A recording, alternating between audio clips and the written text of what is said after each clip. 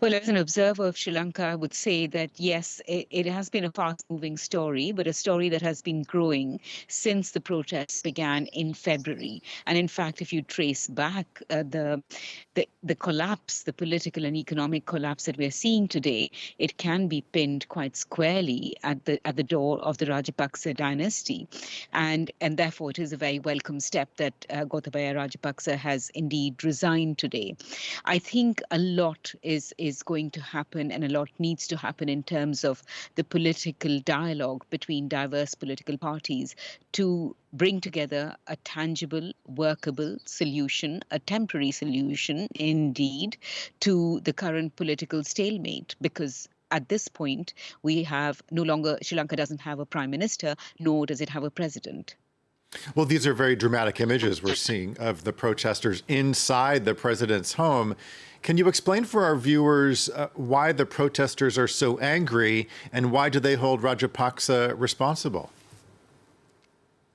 The Rajapaksa dynasty, that is Mahinda Rajapaksa, who was consecutively president and a prime minister in the country, and his brother Gotabaya Rajapaksa, who has been president since a number of years now, have been can be held accountable for systematic acts of corruption, for war crimes that occurred during the last stages of the conflict in 2000, which ended very brutally in 2009, defeating the Liberation Tigers of Tamil Eelam, and indeed for gross economic and financial mismanagement.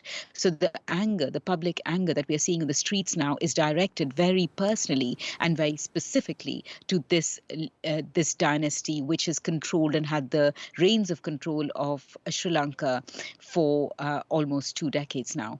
Well, so the president is set to resign this Wednesday. What happens next? Well, exactly. I think what needs to will happen is a coming together of different political parties, of different and a sort of alliance will form to put together a package of governance reform, indeed negotiations with the IMF. A plea to its neighbors and other governments, interested governments, to support Sri Lanka's economic recovery at this time of dire humanitarian crisis. Well, you're talking there about a package of reforms. Will a change in leadership bring about the kind of change that protesters are seeking? The first step is really the removal of a leader who's considered abusive, authoritarian, and corrupt. So that's the first step, which opens the way and the dialogue for a kind of government, a coalition to form, a caretaker government, if you like, to form that takes place, that takes root, and then sets a path of reform and recovery. So, we have the first step in place, at least at the minimum.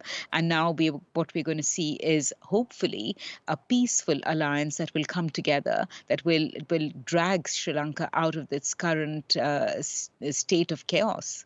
Yeah, we'll see what happens. Okay, we want to thank you, Charulata Hogg from the Asia program at the Chatham House. Thanks so much for your insight.